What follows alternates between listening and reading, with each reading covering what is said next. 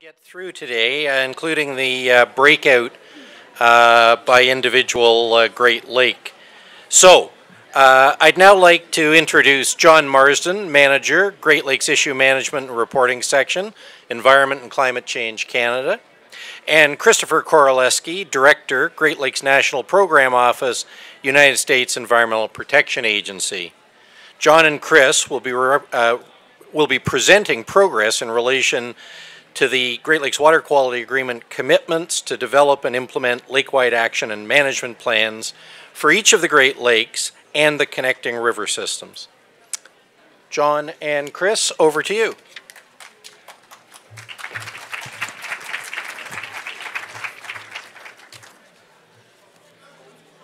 All right, good afternoon, everybody. So, John and I have a bit of a tough gig here. It's late in the day. We know that people are, you're getting antsy. You've been sitting here for a long time. We know what that's like. I'm going to try to move pretty quickly through my materials, maybe try to liven this up a little bit. I'm going to try to throw in some humor. So have you heard about the 3 lamp managers who walked into a bar? Okay, all right, we're not going to work. All right. Well, let's go ahead and get started. So thank you. My name is Chris Koroleski. I'm with USCPA. I'm the Director of the Great Lakes National Program Office. And I'm going to be sharing this presentation today with my esteemed colleague, John Marsden, from Environment and Climate Change Canada, or what we like to call EC cubed or ECCC, just for shorthand, if you hadn't heard that. And it is our pleasure today to report to you about Great Lakes Lakewide management. I want to start by saying we have accomplished a lot over the last 3 years. We've established lake-specific science priorities through the CSMI process. We've completed and taken action to implement binational biodiversity conservation strategies. We've conducted outreach and engagement activities. We've issued Lakewide Action and Management Plan, or LAMP, annual reports. We've finalized the Nearshore Framework, and we've published the Lake Superior LAMP, one of the crowning achievements of the Water Quality Agreement under the last 3 years for Lake Superior. We are proud to say that we've made significant progress and we are meeting our GLCWA commitments. So, again, it's late in the day, people are getting weary. What is this thing called Lakewide management? So let's take a minute and talk about that. Well, as we've talked about before, this is an enormous basin. The agreement requires this concept of lakewide management, which basically says, for such a large basin, that you implement a lake-by-lake approach to address the objectives of the agreement. That is, the agreement recognizes that each Great Lake has its own unique ecological characteristics and stressors, and that those unique characteristics they have to be factored into restoration and protection plans. Each lake is different. Each lake needs to be treated differently, and I think everybody understands that. The Lakewide management process includes a couple of things: synthesizing environmental information from many different scientific disciplines to assess the ecosystem status of the lakes. It includes assessing the cumulative effect of all of the management activities underway on the lake, and working collaboratively with all the relevant resource managers around the lake to develop priority ecosystem-based multi-agency strategies. There are a lot of parties that have to make this work. It also includes identifying necessary restoration and protection priorities and implementing specific actions and projects to address threats and challenges. No single agency, federal, state, or otherwise, can restore and protect the Great Lakes by itself. That's what makes collaborative lakewide management such an important part of the agreement. Again, what's the purpose of this lakewide management? In the agreement, it requires us to contribute to the achievement of the general and specific objectives of the agreement by assessing the status of each individual lake and this is the important part, by addressing environmental stressors that adversely affect the waters of the Great Lakes, which are best addressed on a lake-wide scale, through an ecosystem approach. The purpose of the annex is to engage state, provincial governments, tribal governments, First Nations, Métis, munis, watershed management agencies, other local agencies, and the public in contributing to the achievement of the objectives of the agreement by, again, doing two things: assessing and addressing those stressors on an individual lake basis through an ecosystem approach. We need to know the health of each lake, and we need to know how that lake can be improved, that specific lake can be improved. Let's take a second and talk about history. I'm going to do a couple things today. So I'm going to talk briefly about history, I'm going to talk about some key outcomes, and I'm going to talk about priorities. But first, let's talk about history and the context for lake-wide management. So we've come a long way in the past 50 years. There's been some allusions earlier today to what the Great Lakes looked like 50 years ago. Many of you in this room remember that. Many of you do not. Rivers were so thick with oil that they caught on fire as early as 1952. In 1967, the IJC reported on the status of the Niagara River. Their report documented eye-popping amounts, thousands of pounds per day, of pollutants pouring into the Great Lakes. Over the years, we saw deformities and reproductive impacts of chemicals in fish-eating birds. Since then, it would be an understatement to say we've made significant improvements in how we impact the Great Lakes, and there's no question we have a much healthier ecosystem than we did 50 years ago.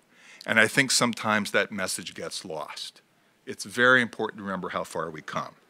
Compared with conditions many years ago, the fisheries are better in many respects, but not all. Water quality is better in many respects, but not all. And chemical contamination is down, but as you saw this morning, not in every case. And as we also talked about, and you've heard all day, there are emerging threats. There are less than ideal conditions and trends. And in some cases, there is dramatic ecological change underway. And you've heard about that this morning too. Constant vigilance is required. We cannot rest on our laurels. We've made great progress. Boy, do we have a lot of work to do. Let's talk about how lake-wide management has changed over the years. Lake-wide management and action plans, or LAMPs for short, when I realized people were getting weary, I was going to say, let's have a sipping game. Every time I say the word LAMP, everybody take a sip of their ice water. All right, we don't have to do that either. All right, I'm going to stop. Anyway, the LAMPs, for short, stem from the 1987 amendments to the Great Lakes Water Quality Agreement, originally signed by the two parties in 1972. The historic agreement committed both countries to restore and maintain the chemical, physical, and biological integrity of the waters of the Great Lakes Basin ecosystem. To meet the commitment, the two governments originally agreed to develop and implement LAMPs. Now, in those days, it was capital L, small a, capital M, capital P. Lake-wide management plans. What was missing? There was no action. It was a lake-wide management plan. The two governments, they agreed to develop and implement those small A LAMPs for the open lake, and they focused on the identification of critical pollutants that affected the lakes, and they were intended to develop plans to restore the lakes. Now, over the years, LAMPs evolved into more comprehensive ecosystem plans addressing more than just chemicals. The LAMPs, capital A, capital L, capital A, capital M, lake-wide action and management plans were developed under the current agreement to address all lake stressors, including invasive species, chemicals, nutrients, climate change. You know what they are. And they also identify high-quality ecosystem components that may be in need of protection, not just for the open waters, but for the nearshore waters, and don't forget, for the connecting river systems as well. The connecting river systems are a huge part of the agreement, and sometimes that gets overlooked. So today, lake-wide management today, it's simply figuring how best to protect, restore, and maintain the lake's ecosystem through the binationally coordinated work of, again, you're going to hear this a few times, federal, state, provincial, tribal, and other partners using shared and leveraged resources. and of course, in conjunction with the public. We aim to coordinate work using our staff, our volunteers, our funding, our scientists, our ships, we do have some, and our joint plans. And we do this through what we now call the lake partnerships that we formed on each lake. Under the current agreement, the U.S. and Canada commit to establishing LAMPs, again, capital A, action plans for each of the 5 Great Lakes and their connecting river systems. These individual plans will serve as blueprints for action, as they will describe what we are going to do to restore and protect each of the Great Lakes. Again, what does it include? This Lakewide management process. Assess the state of the ecosystem, establish lake ecosystem objectives, identify lake stresses and challenges, coming to consensus through engagement, setting priorities, huge step, priorities for science and action, developing and implementing binational plans to address the threats to water quality that are judged to be best addressed, again, on a lake-by-lake basis, and developing and implementing a Nearshore Framework, which John will talk about in just a few minutes. The Great Lakes are 5 of the 20 largest lakes in the world. You know that. They're connected through major river systems. Now, given the size and extraordinary complexity of this system in these lakes, restoring and protecting the water quality and ecosystem health requires a holistic approach that, again, is specifically tailored to each lake. All right, moving on. It would be an understatement to say there are many Lakewide management partners, and you see a few of them here. Lakewide management under the GLICWA, the Water Quality Agreement, is co-led by the U.S. EPA and by our Canadian colleagues at, I'll say it, ECCC or EC3. Staff from federal, state, provincial, tribal, again, and other supporting organizations shown on the page, they're all helping a lot. And I'm pleased to say that we are making progress. We've got a ways to go, but we are making progress bringing indigenous peoples, watershed management agencies, and municipalities to the table. As in some cases, they have not been previously involved, as they should have been, and that we would like them to be, and that they would like to be, most importantly. As you can see, there's a lot of great partners. We also have very good communications with the IJC, the GLC, the Great Lakes Commission, and the Great Lakes Fisheries Commission, I think all of whom are represented here today. And this has allowed us to better coordinate our efforts. We've come a long way. We've got a lot of partners at the table, and people are working together to align the goals and actions of dozens, literally dozens, of, again, federal, state, tribal agencies. It takes a lot of people and the public. Millions of people who live in the Great Lakes Basin. All right, moving on. We have made significant progress. Key outcomes. And again, I'm trying to fly through this, so I'm going to go through these very quickly. As you see on the chart, or maybe you can't see, we've done some administrative things like publish LAMP annual reports every year since 2012. We've had to establish science and monitoring priorities for the CSMI. You'll hear more about that when the Annex 10 people speak. Cutting to, I think, some of the big things, the Lake Superior LAMP, which, as you can tell, we are tremendously proud of. All of you folks out there, and there are many of you who worked on this, should be very proud of that. And we finalized the Nearshore Framework. All these documents, if you don't know, they're now up on binational.net. You want to go see what we've been doing in Annex 2? Go to binational.net, and you're going to get an eyeful. There's a lot of information there for you. Okay, strategy and schedule. One of the hardest things we had to do when we started was establishing for all the Great Lakes a 5-year adaptive management approach and schedule for lakewide management. I'm not going to talk about adaptive management. The phrase gets incredibly overused. I think everyone in this room knows what adaptive management means, but you have to include a can we do things better approach in anything that you do, which in my 10-second version, that's how I describe adaptive management. We now have a system in place based on adaptive management. Again, assesses the ecosystem status, identifies what actions are required, and implements them, tracks and evaluates progress, and then engages, consults, and reports. Now, what about our schedule? Let's go to that. There it is. This is hard for you to see. If you haven't seen this before, I'm going to tell you what this is very quickly. That actually explains what is happening on any one of the 5 lakes in a given year. If you've never seen this chart before, send us an email. We will send you one. It identifies a very well-coordinated sequence of activities that occur on a given lake. For example, you do planning. Then you design your studies. Then you have your field year. Then you assess your results. Then you actually report out, roughly over a 5-year schedule. Again, and you see those lines, that's for each lake. This is a rotating, never-ending cycle of adaptive management so that every 5 years, there will be a new LAMP for each lake. That's what that says. Now, we've completed the Lake Superior LAMP, and I think what I'm going to do is I'm going to skip over most of my notes because we are going to get on time, but I just want to read to you what I think is the highlight of this document. So again, I can't emphasize the amount of work that went into preparing and finalizing this document. This went out, I think, for 2 rounds of public comment, and we did receive a lot of public comment. We even developed a responsiveness summary of the comments that came in. This was heavily vetted, and again, I'm very proud of the team that worked on this, the binational team, again, with all the partners that helped put this together. But I want to read just one paragraph of this to you, which I think conveys what is a LAMP trying to do. This is about, it's about 90-some pages long. But let me read this. I'm not going to read 90 pages. To be identified and confirmed as a project, several factors were considered. A project identified in this document.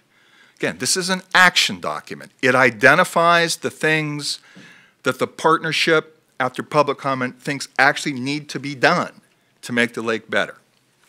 To be identified and confirmed as a project, several factors were considered. Relevancy to the broader actions needed to address the threat. Okay. Current work already underway. What's the current state of the issue? Potential for a high degree of coordinated action, meaning are there already people involved in this? Are agencies and entities of federal, state, tribal, whatever, are people already engaged on this activity?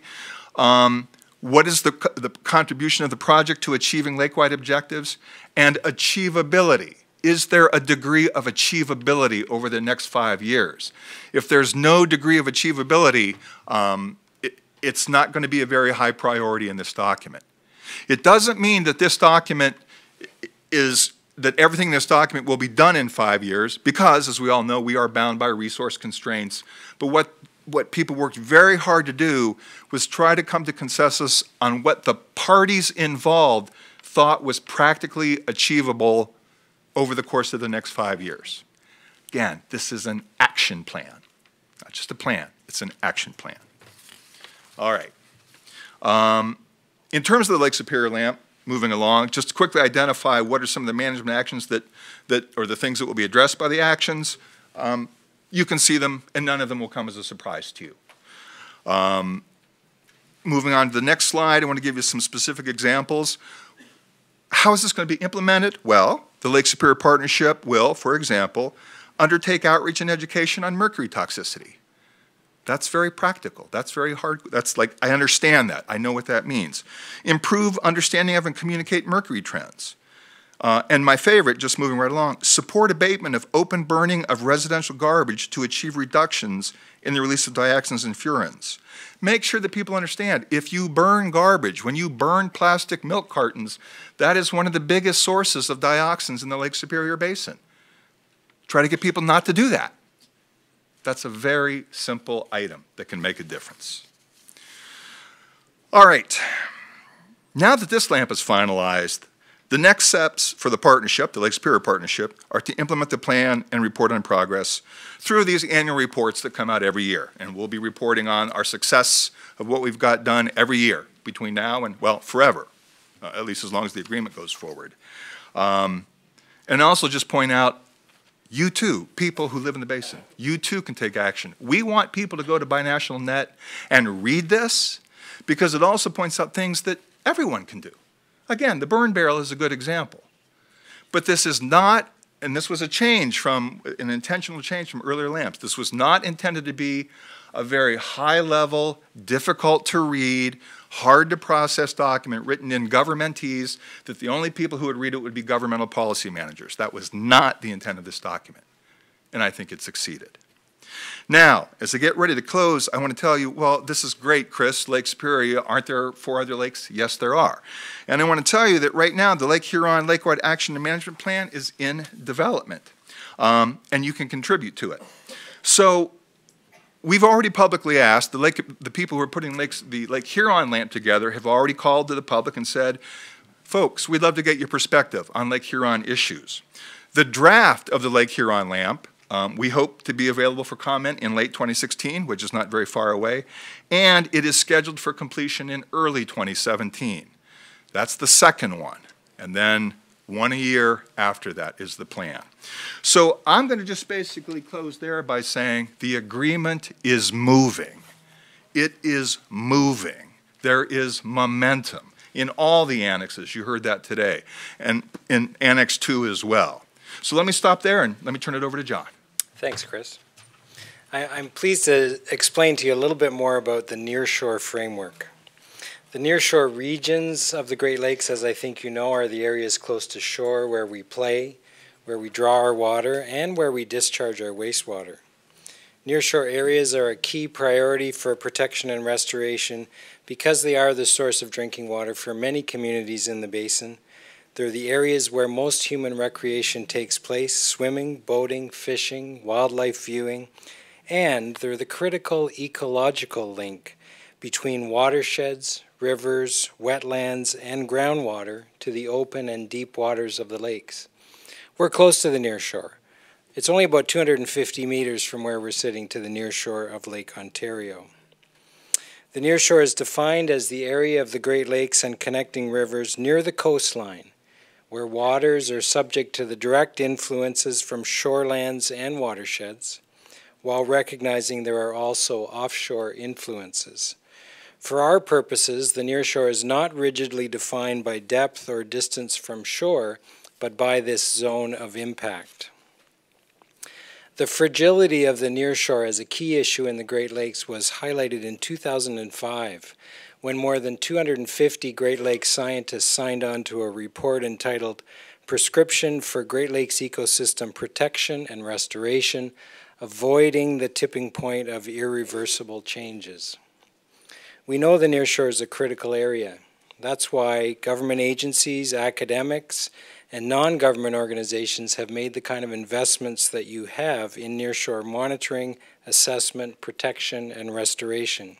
However, there is no comprehensive and consistent binational assessment of overall nearshore condition in the Great Lakes. So, the Great Lakes Water Quality Agreement calls upon us to develop a nearshore framework to identify areas of high ecological value, so areas that are in good shape we need to maintain, and those that are or may become subject to stress due to cumulative impacts of multiple stressors. In other words, those areas that we need to clean up. You've probably witnessed these stresses and their impacts firsthand when you go to the nearshore. Algae, pollution from land use activities, invasive species like Phragmites, degraded wetlands, and dead fish and birds. The framework recognizes that preventing degradation in currently healthy areas is much less costly than remediating areas that have been allowed to degrade. So to develop the framework, Canada and the United States undertook a 3-year process to engage a wide range of people and organizations throughout the Great Lakes Basin. The resulting Nearshore Framework was approved by Canada and the United States earlier this year, and the parties to the agreement will pilot test implementation of the framework in Lake Erie beginning in 2017. The framework provides a mechanism for undertaking a systematic, integrated, and collective approach for assessing nearshore health and identifying and communicating cumulative impacts and stresses. Building on the information provided by the assessment, federal, state, and provincial governments, tribal governments, First Nations, Métis, municipal governments, watershed management agencies, local public agencies, and the public, all of you, individually and collectively, will be able to identify management priorities, take action to protect nearshore areas of high ecological value, protect water quality, and restore degraded areas. The Nearshore Framework has three components. One, the comprehensive assessment that I've just mentioned. Two, action. And three, continuous learning and informed decision making. Part one is the assessment. We're going to maximize the use of existing data, for example, data on water and sediment quality, aquatic plants, and biological communities such as fish, waterfowl, reptiles, and amphibians. This will be the first ever comprehensive Great Lakes Nearshore assessment and will result in the identification of relative priorities for restoration and protection. Taking action in Part 2 will take several forms. The identification of areas of high stress and high value from the assessment will enable individual agencies to build these into their own priority setting. It will also provide the opportunity for communities to take action and allow governments to consider their own action in a coordinated manner, for example, through the Lakewide partnerships. Governments will provide tools and approaches to support communities to take action, tools such as shoreline management and stewardship guides and codes of best practice, and approaches such as the collaborations currently employed along shorelines and watersheds. Of course, we'll need to size the activity to meet available resources, and will advance on a pilot scale. While it's taken many organizations to develop the Nearshore Framework, as shown on this slide, they've worked through task teams, committees, webinars, and workshops to finalize the framework.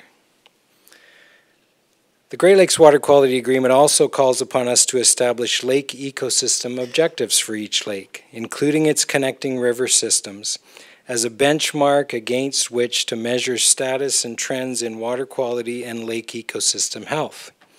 It's important to have objectives to measure our progress against. For example, the nutrient lake ecosystem objectives prescribed in the Water Quality Agreement include the following: minimize the extent of low oxygen zones associated with excessive phosphorus loadings. These low oxygen conditions occur when algae die and decompose. Maintain the levels of algae below the level constituting a nuisance condition. Maintain algal species consistent with healthy aquatic ecosystems in the nearshore waters of the Great Lakes. And maintain algae at levels that do not produce concentrations of toxins that pose a threat to human or ecosystem health in the waters of the Great Lakes. As you know, unfortunately, occasionally this is not possible, as we've seen in the past few years in Toledo and Pelee Island. You'll hear more about those issues tomorrow morning. In October of 2014, a draft guidance document for the development of lake ecosystem objectives and a draft framework linking those to the Water Quality Agreement objectives and the Great Lakes indicators were developed. A binational team has been formed to flesh out a comprehensive suite of lake ecosystem objectives for Lake Erie for consultation. Ecosystem objectives for the other lakes will be developed during the next reporting cycle. Well, as Chris has said, and I think you've gotten the message so far, Environment and Climate Change Canada and the U.S. Environmental Protection Agency can't do this lake-wide work alone. That's why we have many partners and why we've undertaken some outreach and engagement activities. We need your help. In 2015, Chris and I conducted over eight webinars involving over 800 participants to update basin-wide and individual lake stakeholder communities about our progress and to generate some ideas about outreach and engagement. The lake partnerships will develop and implement outreach and engagement plans for each lake. This year, we solicited input from stakeholders in participating with the lake partnerships, in providing input on LAMP development to simply being kept apprised of LAMP activities and receiving notices of requests for input on specific issues. Based on the responses to the solicitation, Chris and I held stakeholder calls last month during the week of September the 12th. Outreach and engagement opportunities were provided on both the draft Lake Superior LAMP and the Nearshore Framework. And as Chris mentioned, we received positive feedback from the NGO community regarding our responsiveness summary to comments received on the LAMP. LAMP annual reports have been issued to provide an overview of accomplishments and challenges facing each lake, and they're all on binational.net. Future work with lake stakeholders will occur through the outreach and engagement subcommittees of each lake partnership. Let's turn now to our priorities for the next 3 years, starting with priorities for science. Pilot application of the Nearshore Framework for assessing cumulative impacts of multiple stresses has been identified as a key priority. Lake-specific priorities for science are determined by the lake partnerships and action through the Cooperative Science and Monitoring Initiative, or CSMI, which you'll hear more about tomorrow. Looking ahead, science priorities for Lake Huron were identified earlier this year and will be implemented next year. These include characterizing environmental concentrations of chemical contaminants, PCBs, mercury, DDT, dioxins, and furans, and other emerging pollutants of concern in water, sediment, air, and biota.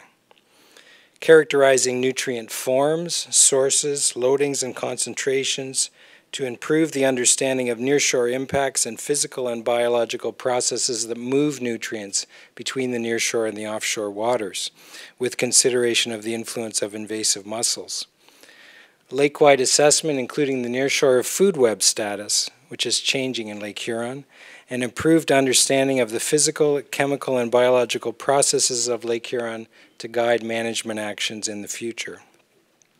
Science priorities for Lake Ontario have been proposed and will be implemented through fieldwork in 2018. Some of these draft priorities include getting better information about nutrients, the aquatic food web, critical pollutants, and wetlands. Science priorities for Lake Erie will be identified in 2018 and implemented in 2019. Now to priorities for action. These are determined through the development of the LAMPs, the Lakewide Action and Management Plans. Chris has talked a little about the Lake Superior LAMP and given you some idea of what actions are involved there. In that document, you'll find actions on aquatic invasive species, on climate change, on dams and barriers, on chemicals of concern, on other threats, including better access to data on ecologically important and sensitive habitats, action on high-quality habitats, including investigating habitat restoration opportunities at Buffalo Reef in Michigan, action on native species management. Looking ahead, the draft LAMP for Lake Huron will be completed in the next few months for public consultation prior to completion. Similarly, Lake Ontario will draft its LAMP for consultation prior to completion in 2017, Lake Erie in 2018, and Lake Michigan in 2019. For all lakes, lake ecosystem objectives development and outreach and engagement activities are also action priorities. Well, we've made reference to the lake breakout sessions, so let me tell you, you're all invited. In fact, if you don't move, the walls will close and you'll be in a lake breakout session. So you're captured. They start today at 4:30. The Great Lakes are complex, and although they're all connected, as Chris has said, they are all unique. Building on the information that's been presented today, 5 concurrent sessions will be held to provide a closer look at the state of each lake, identify the stressors and threats to each ecosystem, and discuss the priorities for science and action.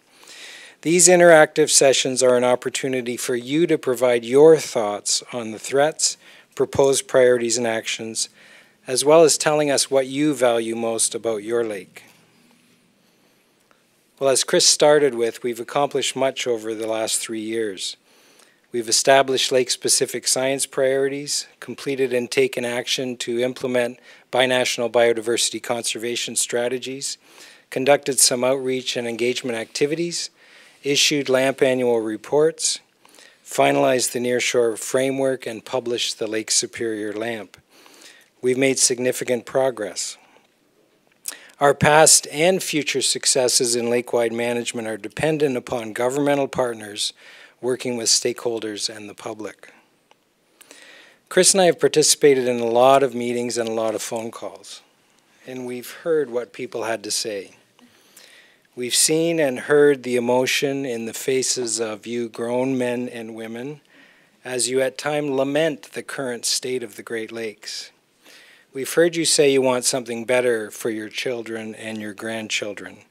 Cleaner beaches, improved water quality, drinking water and fish safer to consume, a healthier ecosystem, and resilience to climate change.